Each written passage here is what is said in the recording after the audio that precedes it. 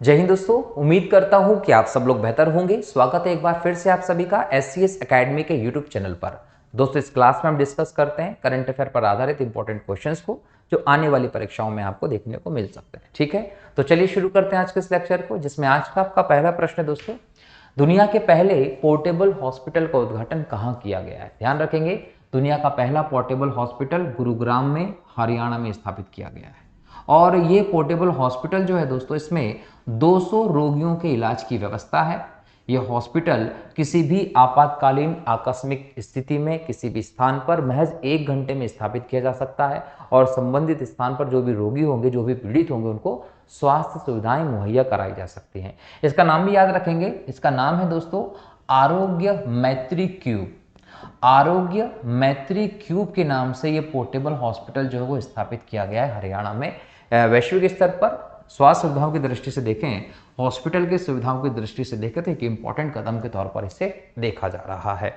अगला प्रश्न है, राज्यसभा के सभापति जगदीप धनखड़ ने कितने सदस्यों के साथ उपाध्यक्षों के पैनल का पुनर्गठन किया है? तो 8 सदस्यों के साथ उपाध्यक्षों के पैनल का गठन जगदीप धनखड़ जी ने किया है। जगदीप धनखड़ जी राज्यसभा के वर्तमान सभापति हैं। ये याद रखेंगे कि जो राज्यसभा का सभापति होता है वह देश का उपराष्ट्रपति भी होता है, और राधा कृष्णन जी देश के पहले उपराष्ट्रपति थे, राज्यसभा के पहले सभापति भी वही थे। वर्तमान में जगदीप धनखड़ जी हैं। ये जो 8 सदस्यों का पैनल बनाया गया दोस्तों, इसमें 4 महिलाएं हैं। महिला सशक्तिकरण की दृष्टि से देखें, महिलाओं का राजनीतिक व्यवस्था में इन्वॉल्वमेंट की दृष्टि से देखें तो इंपॉर्टेंट कदम है कि इन 8 सदस्यों के पैनल में से 4 महिलाएं हैं, और महिलाओं के नाम आप लोगों से एग्जाम में पूछा जा सकता है कि जो नाम है उनमें पहला नाम है दोस्तों फूलो देवी। फूलो देवी नेताम, फिर है फागनोन कोन्याक, फिर नाम है दर्शना सिंह, और फिर नाम है सोनल मानसिंह। सोनल मानसिंह, इन चारों महिलाओं को इस उपाध्यक्ष के पैनल में स्थान दिया गया है। अभी उपाध्यक्ष का पैनल क्या काम करता है? ये काम करता है दोस्तों, जब भी सभापति या फिर हम देखें उपसभापति, अगर ये दोनों उपस्थित नहीं है, ये दोनों अगर उपस्थित नहीं है, तो ऐसी स्थिति में जो सभापतित्व का काम है वो इन 8 लोगों में से कोई एक करेगा।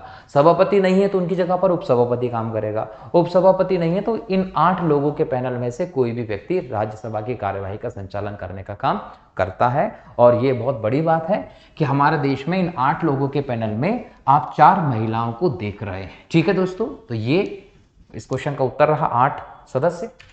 अगला प्रश्न है, समृद्धि कॉन्क्लेव नामक डीप टेक स्टार्टअप प्रोत्साहन अभियान कहां शुरू किया गया है? तो IIT रोपड़, पंजाब में IIT रोपड़ में समृद्धि कॉन्क्लेव नामक डीप टेक स्टार्टअप प्रोत्साहन अभियान शुरू किया गया है। इस अभियान का जो उद्घाटन है दोस्तों, वो पंजाब के राज्यपाल और चंडीगढ़ के प्रशासक बनवारी लाल पुरोहित के द्वारा किया गया है। इस अभियान को शुरू करने के पीछे इंपॉर्टेंट उद्देश्य है दोस्तों, कृषि और जल प्रौद्योगिकी के क्षेत्र में नवाचार को बढ़ावा देना। तो इनोवेशंस को, नवाचार को बढ़ावा देने के लिए यह अभियान शुरू किया गया है IIT रोपड़ में।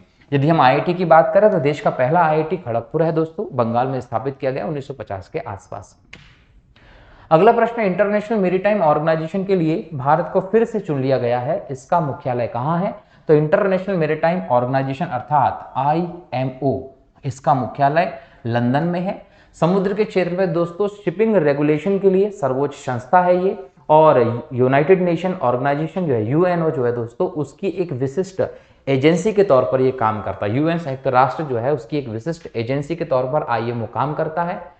दोबारा से सर्वाधिक मत भारत को दिए गए हैं और भारत को इसका दोबारा से हेड चुना गया है। भारत दुनिया के समुद्री क्षेत्र में अंतर्राष्ट्रीय व्यापार में दृष्टि से 10 बड़े क्षेत्रों के देशों में शामिल है, इसलिए भारत को इस क्षेत्र में दोबारा से चुना गया है, ध्यान रखेंगे। ठीक है, अगला प्रश्न है, भारतीय नौसेना दिवस प्रतिवर्ष कब मनाया जाता है? तो हर साल 4 दिसंबर को भारतीय नौसेना दिवस मनाया जाता है। भारतीय नौसेना दिवस मनाने की शुरुआत जो है दोस्तों, वो हम लोग ये देखते हैं किसके याद में की गई है? तो 1970 वन का युद्ध इसमें देखा जाता है। 1971 का युद्ध था दोस्तों भारत पाकिस्तान का। इस युद्ध के परिणाम स्वरूप बांग्लादेश का जन्म होता है, ये आप लोगों को पता है। पूर्वी पाकिस्तान हटाकर बांग्लादेश के तौर पर उसे स्थापित करवाने में भारत का इंपॉर्टेंट रोल रहा है। और यह भारत पाकिस्तान का जब युद्ध चल रहा था तो पाकिस्तान नौसेना के माध्यम से, वायुसेना के माध्यम से भारत पर आक्रमण कर रहा था। ऐसे में भारत की जो नौसेना है उसने भी कराची के क्षेत्र में अपना अभियान चालू किया और इसके लिए उन्होंने एक ऑपरेशन शुरू किया। इस ऑपरेशन का नाम याद रखिएगा, इस ऑपरेशन का नाम था ट्राइडेंट। ऑपरेशन ट्राइडेंट के माध्यम से भारत की नौसेना ने अरब सागर से कराची क्षेत्र में पाकिस्तान के जो जहाज थे उनको मारना शुरू कर दिया था, उनको बहुत ज़्यादा यहाँ से क्षति पहुंचाई। ये बहुत ही बोल सकते हैं विध्वंसक आक्रमण था भारतीय नौसेना का, ये ध्यान रखेंगे। और इसका परिणाम ये हुआ कि हमने पाकिस्तान को बहुत बुरी तरीके से हराया था। ये जो ऑपरेशन ट्राइडेंट चलाया गया था दोस्तों, इसमें जहाज पर चलाई जाने वाली एंटी शिप मिसाइल का भारत में पहली बार प्रयोग किया गया था, जिससे पाकिस्तान को बहुत ज़्यादा नुकसान पहुंचाया। भारत की जो नौसेना है दोस्तों, उसने यहाँ पर शौर्य पराक्रम का बहुत बोल सकते हैं अटूट लेवल यहाँ पर हमें दिखाया और उसका परिणाम हुआ कि भारत की जीत हुई थी। इसमें नौसेना का इंपॉर्टेंट रोल रहता है।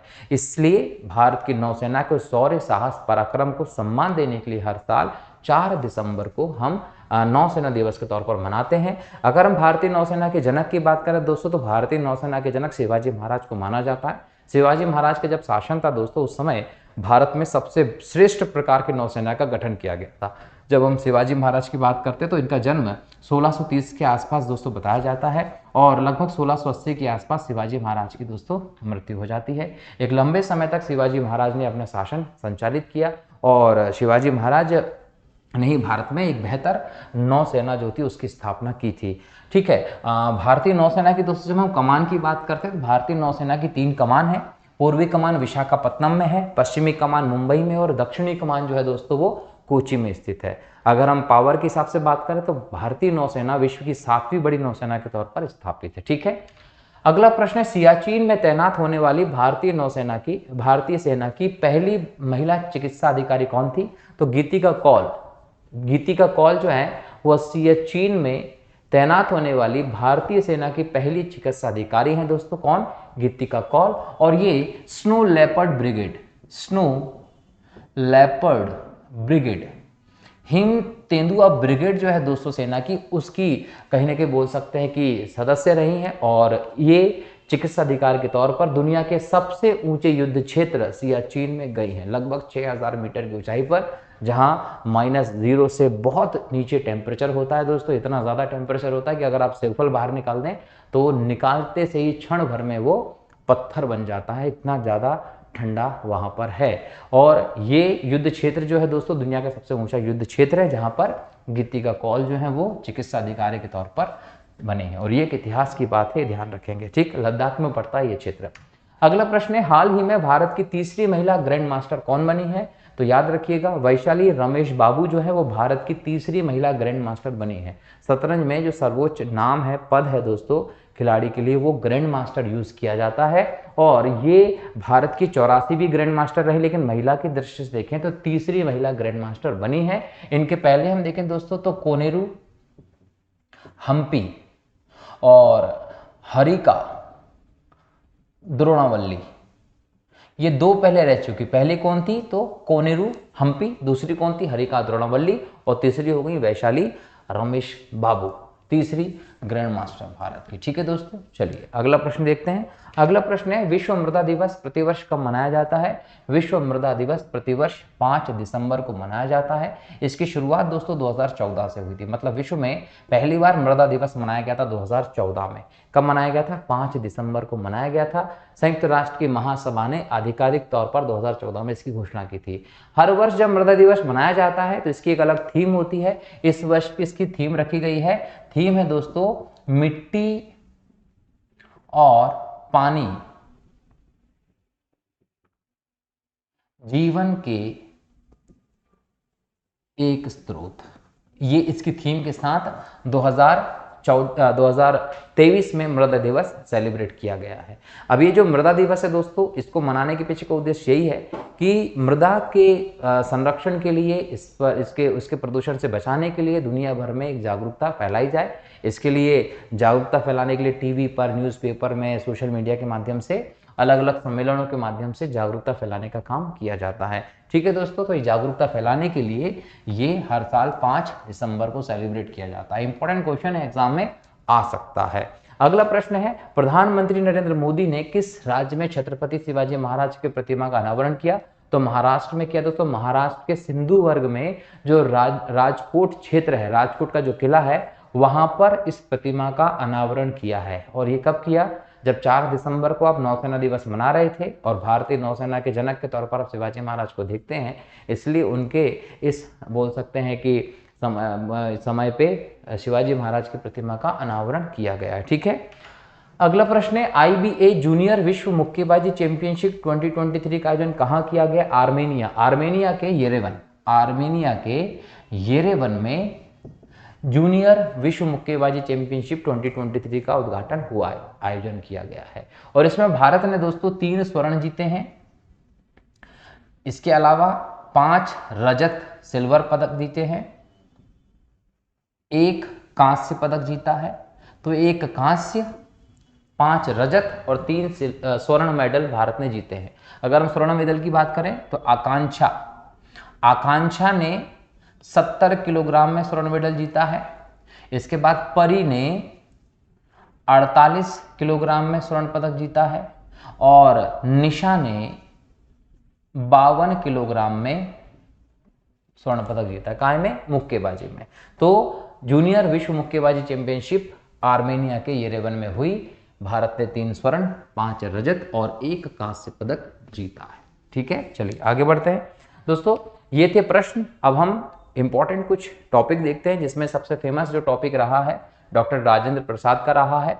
3 दिसंबर को भारत के पहले राष्ट्रपति डॉक्टर राजेंद्र प्रसाद जी की जयंती थी और इस जयंती के अवसर पर पूरे देश में उनको श्रद्धांजलि अर्पित की गई है। ठीक है, 3 दिसंबर 1884 को बिहार में डॉक्टर राजेंद्र प्रसाद का जन्म हुआ। एक एजुकेशन सिस्टम में वो गए, एजुकेशन प्राप्त की। एजुकेशन प्राप्त करने के बाद आधिकारिक तौर पर 1911 में जो कलकत्ता का अधिवेशन हुआ था, जिस अधिवेशन में पहली बार जनगण मन गाया गया था, उस अधिवेशन के दौरान इन्होंने भारतीय राष्ट्रीय कांग्रेस की सदस्यता ली थी। मतलब 1911 में कांग्रेस में शामिल हुए। शामिल होने के बाद लगातार काम किया। गांधी जी का भारत में आगमन हो गया 1915 में। फिर गांधी जी ने 1917 में चंपारण सत्याग्रह का प्रारंभ किया बिहार में। तब चंपारण सत्याग्रह में गांधी जी के साथ जुड़ गए थे 1917 में। मतलब भारतीय राष्ट्रीय आंदोलन में सक्रिय तौर पर हम देखें तो ये चंपारण से अंदर आ गए। उसके बाद इन्होंने जो बोल सकते हैं कि रॉलेट एक्ट आया, उसका विरोध किया।